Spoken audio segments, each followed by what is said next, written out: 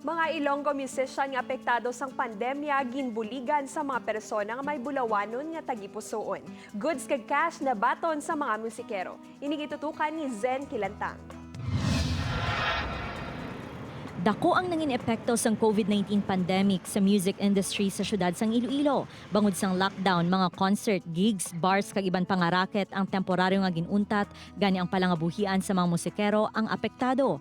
Ang gitarista nga si Ronel Montelibano ang isa sa naka-eksperyensya sang kabudlay subong nga pandemya. Gugma sa Musika stepped in, gave us an inspiration not to give up and hold on, and showed us that there are people out there that cares for musicians.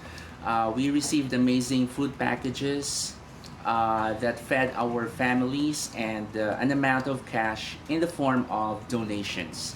Ang mag-abyan nga ini ang nagdihon sang donation drive agud makabulig sa mga musikero. Nagtipo ng mga inisang kwarta halin sa mga persona nga nagakabalaka sa sitwasyon sa mga musikero. Ginhatagan nila sang bugas, half tray eggs, kape, tuna, tinapay, one whole chicken, isa ka kilo nga baboy kag cash. How to help or give back to these people since we know na sila yung isa sa mga pinaka-apektado in this kind of situation.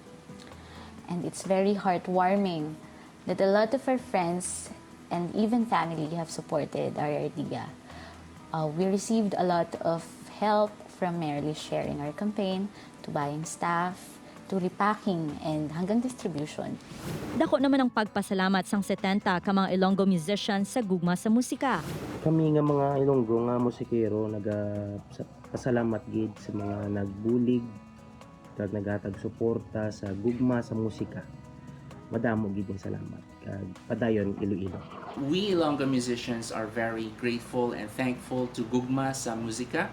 We will continue to give you beautiful music and make your days brighter with our music. Thank you.